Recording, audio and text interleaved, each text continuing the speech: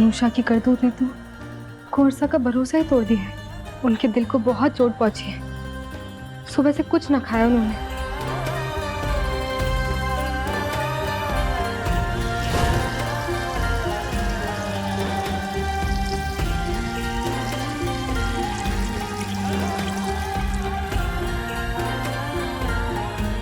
अच्छा वो आप आ गए, मैं आपके लिए खाना परोस रही हूँ।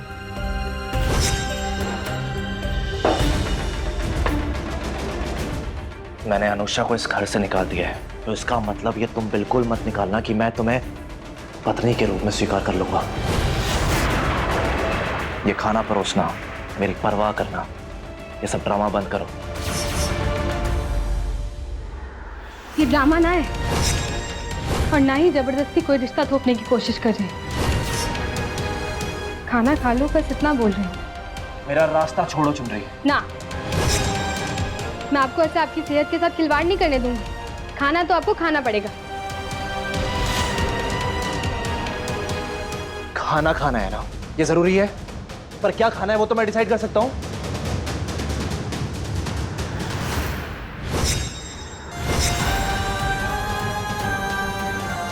कोरसा, ये क्या कर रहे हो आप?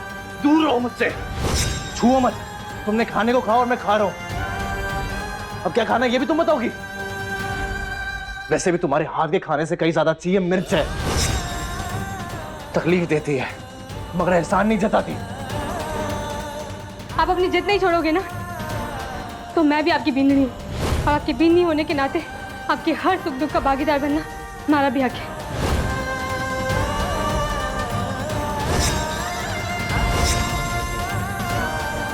हर चीज में मेरी नकल उतारना जरूरी है क्या?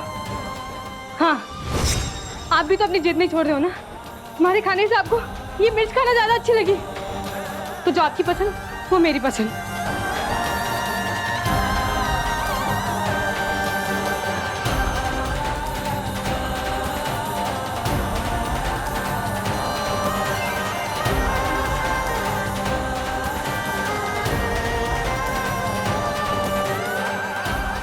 तुम ना नहीं सुधरोगी।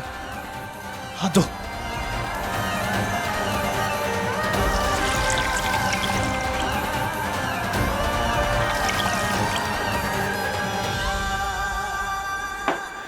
पानी से भी खुश रहो।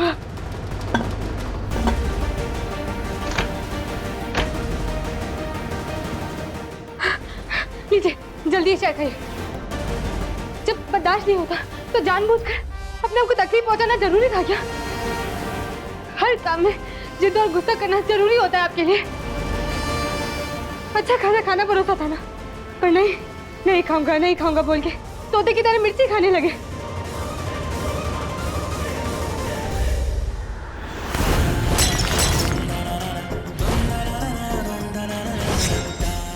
मैं जो चाहूं वो करूं, नहीं चाहिए मुझे तुम्हारी कोई मदद। ये बढ़िया है, जब खुद की बारी आई तो मैं, जब खुद को मिर्ची लगी तो शायद खा लिया, और हमारी बारी आई तो बोतल ही तोड़ दी। ये जानबूझ के किया ना आपने, ताकि मैं तकलीफ में रहूं। सारा शायद तो गिरा दिया, अब क्या करूं? मेरे होठ जल गए हैं।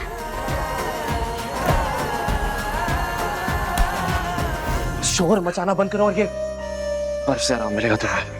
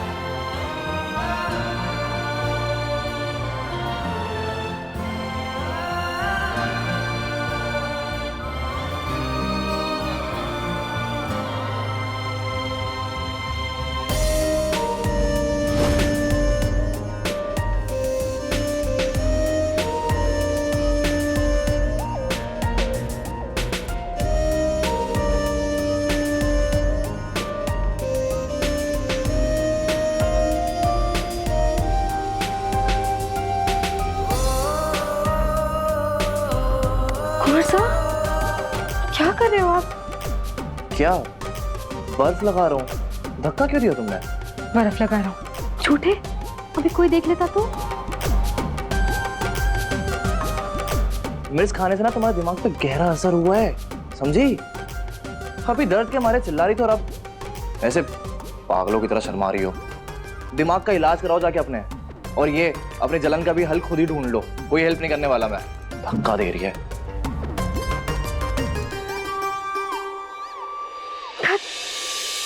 सुन रही तू भी ना, क्या क्या सपने देख रही है? पर पता नहीं क्यों मारे को लगता है कि एक दिन ऐसा जरूर आएगा जब कुंवर सा की सारी नाराजगी दूर हो जाएगी और फिर वो आएंगे एक फिल्मी हीरो की तरह अपने प्यार का इजहार करने।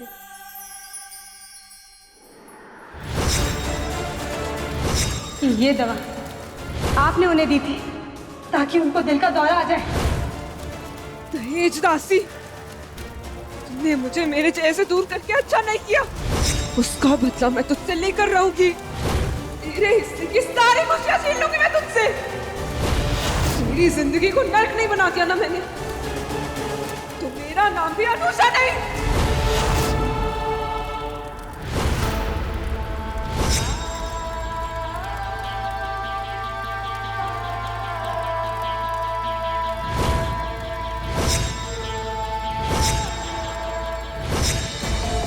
उस दहेज दासी को उसकी औकात दिखाने के लिए मुझे तुम्हारा साथ चाहिए।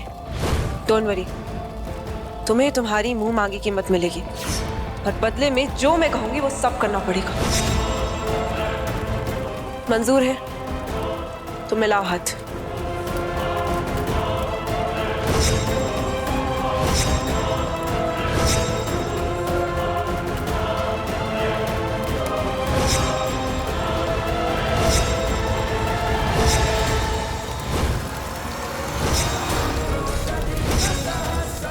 दहेज दासी, तुझसे बदला मेरी जिंदगी का मकसद बन गया है।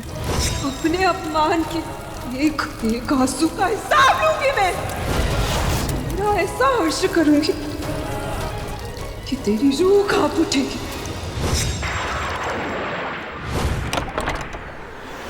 ये चुनरी जी के नाम एक लेटर है। जी मैं हूँ चुनरी। अच्छा, ये लीजिए, यहाँ साइन कर दीजिए आप।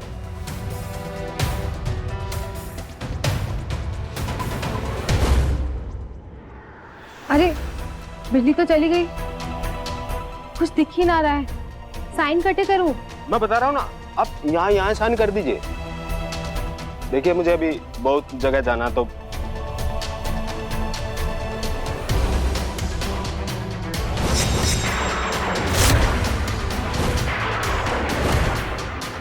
लीजिए, हो गया। अरे वाह, बिजली भी आ गई। Thank you.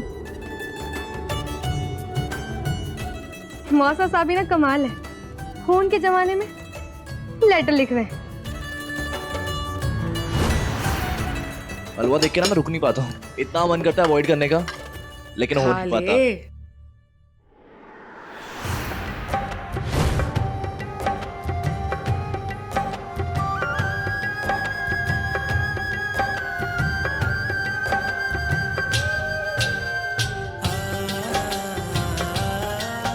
जीजा, मैंने ना आम की शेकिंग बनाई है।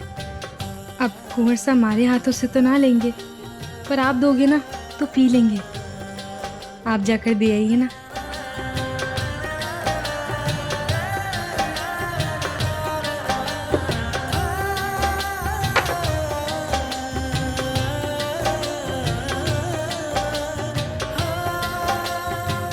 वाओ भाभी, आमरस तो कमाल का बना है। मन कर रहा है कि बनाने वाले के हाथ चूम लूं। और मिलेगा क्या? अनजाने में ही सही, आपने हमारे हाथ चूम ही लिए। मैंने पूरी उम्मीद है ऐसे ही धीरे धीरे हमारा रिश्ता भी ठीक हो जाएगा और एक दिन ऐसा आएगा जब हम एक साथ होंगे। जय, आइए। जय, वकील साहब मुझे बाहर मिले थे, तुम्हारा पता पूछ रहे थे। वकील साहब, जय। जी वकील साहब बताइए। मैं लॉयर दशरथ बिश्नोई के ऑफिस से आया हूँ। आपकी पत्नी मिसेस चुनरी जय गोरावत ने जो डिवोर्स के पेपर भिजवाए थे वो हमें मिल गए। आप दोनों के साइन है उस पे।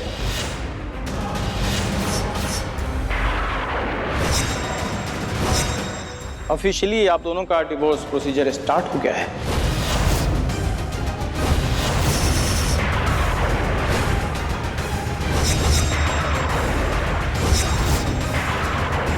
चुनरी ने पेपर्स पे साइन कर दिए? हाँ बिल्कुल। झूठ।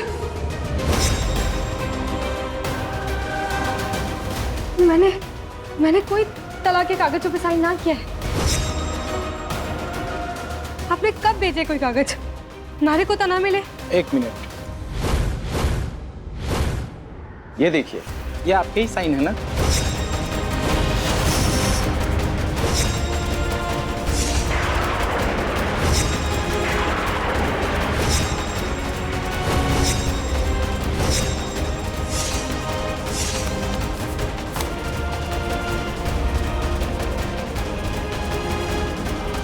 ये कैसे हो सकता है? हे माता जी महाराज, ये कैसा खेल खेल रही हैं आप? हमारे रिश्ते को ऐसे ना तोड़ सकती हैं आप। पर कैसे? चुनरी जी के नाम एक लेटर है, यहाँ साइन कर दीजिए। कुछ दिख ही ना रहा है। अब यहाँ साइन कर दीजिए। अब समझी मैं वो बिजली क्यों गई और अंधेरे में डाकिया साइन कराने की जल्दीबाजी क्यों कर रहा था। धोखे से उसने पेपर बदल दिया और हमारे से ये तलाक के पेपर साइन करवा लिए। पर ढाकिए से ऐसा काम कौन करवा सकता है? जिस कांड के बारे में तू सोच रही है वो मैंने ही करवाया है दहेज दासी।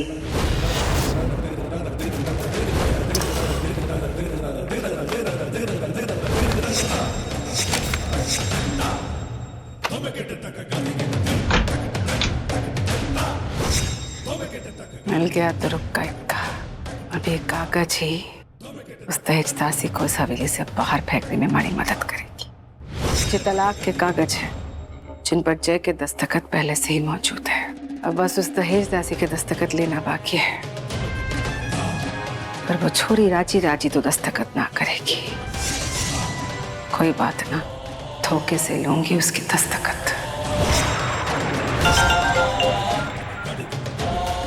हेलो, अब हमारी बात ध्यान से सुनो। तुम्हें हमारी हवेली में आना है पोस्टमैन बनकर। ये चुनरी जी के नाम एक लेटर है, यहाँ साइन कर दीजिए आप। अरे बिजली तो चली गई, कुछ दिख ही ना रहा है। साइन कटे करूँ? अब यहाँ साइन कर दीजिए। लीजिए, हो गया।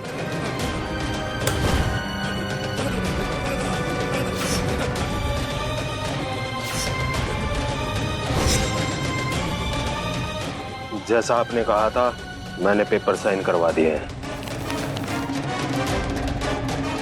बहुत बढ़िया। चल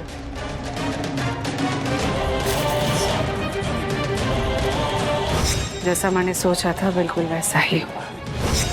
अनजाने में उस दहेज दासी ने तलाक के इन कागजों पर दस्तखत कर दिए। जे दहेज दासी हमारे धोखे का शिकार हो गई।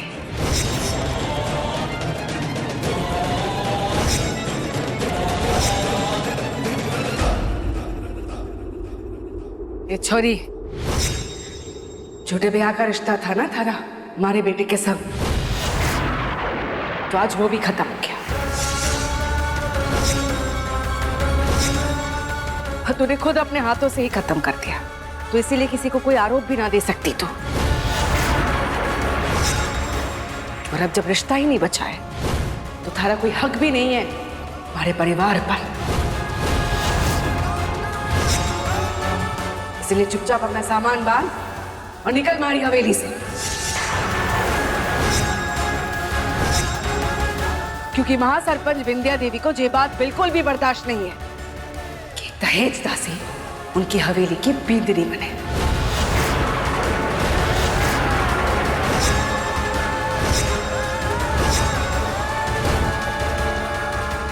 गौर साहब, क्या मैं आपसे 2 मिनट बात कर सकती हूँ अकेले में?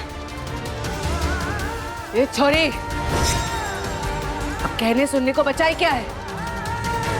रिश्ता तो खत्म हो गया है ना, तो बांध अपना सामान और निकल अठे से। मासा, शांत हो जाइए। 2 मिनट बाद ही तो गतियां से। आओ।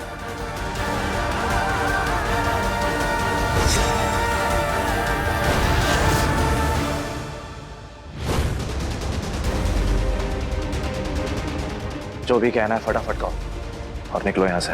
मैंने आपको ईमानदार समझा था, चाहे फिर वो दोस्ती हो या प्रीत। मैंने हर रिश्ता ईमानदारी से निभाया और आपने मेरे से रिश्ता तोड़ने के लिए धोखे का सहारा लिया।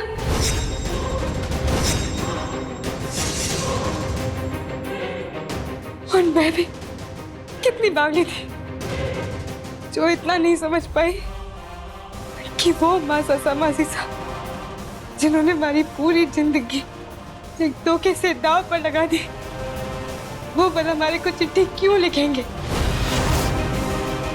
और आपने वो नकली डाकिया बुलाया, बिजली गुल करवा दी और अंधेरे की आड़ में तलाक के कागज पर हमारे हस्ताक्षर करवाए। क्यों किया आपने ऐसा? क्या गलती थी हमारी? धोखे पे धोखे तुम करो और इल्जाम मुझ पर। जो भी हुआ अच्छा हुआ, क्योंकि नहीं रहना मुझे तुम्हारे साथ। कुर्सा डोंट टच मी।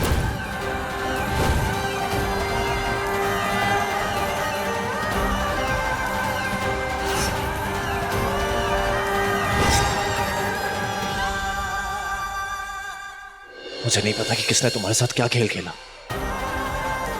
पर किस्मत का खेल तो देखो चंद्री। जिस धोखे से तुमने इस रिश्ते की शुरुआत की थी, उसी धोखे से इस रिश्ते का अंत भी हो रहा है।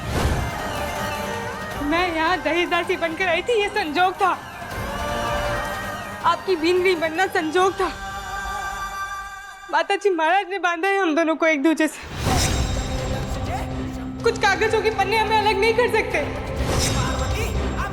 जब भी मैं मुसीबत में रही, तब माताजी महाराज ने आपको भेजा है दूध बनाकर। आप खुद देख लीजिए, हम दोनों के रिश्ते की निशानी आपका खून सिंदूर बनकर चमक रहा है हमारी मांग में।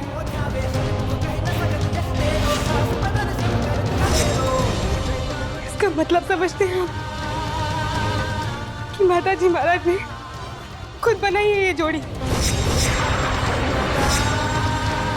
इसे कोई नहीं तोड़ सकता, आप भी नहीं। तब क्या करोगी तुम? इस रिश्ते को बचाने के लिए एक और धोखे का सहारा लोगी? अब किस झूठ को ढाल बनाओगी तुम चुनरी? आज कोई सच कोई झूठ ना, कानून का खेल है, तो इसका जवाब कानून की भाषा में देना होगा।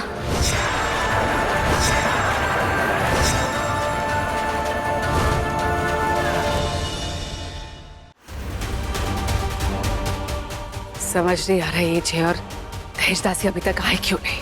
क्या बातें हो रही है? कहीं वो दहेजदासी फिर से कोई पट्टी ना पड़ा दे हमारे जय को, फिर से हमारी हवेली में रुक ना जाए। सारंश बेटा, लगी 500-500 की शर्त। मारे को तो लगता है कि इस बार जे दहेज दासी का पत्ता हमेशा हमेशा के लिए ना हवेली से कट हो जाएगा। मुझे तो लगता है मासा इस बार भी घर में रहने की कोई ना कोई तरकीब ढूंढ ही लेगी ये दहेज दासी। ए दहेजदासी, जो कहना सुनना था हो गया ना? चल अठे से। हुकुम।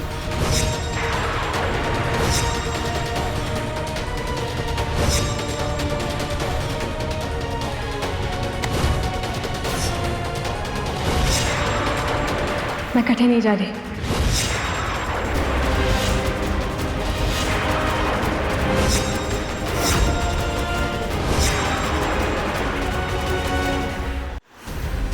कुंवर साहब,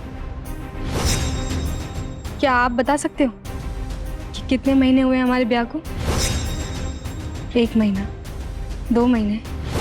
क्योंकि अगर आप तलाक को मान ही रहे हैं तो ये भी मान रहे होंगे कि हमारा ब्याह हुआ था, है ना? कहना क्या चाहती हो तुम? मैं क्या कहना चाहती हूँ बताती हूँ। वकील साहब, मैं जो बोलने जा रही हूँ वो आप इन सबको समझाना कि वो सही है या गलत, कि अगर ब्याह को 1 साल पूरा नहीं हुआ है तो तलाक भी नहीं लिया जा सकता।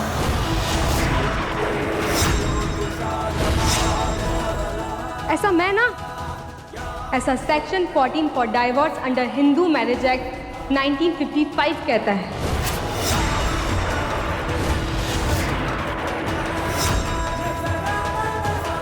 क्यों वकील साहब, सही है ना?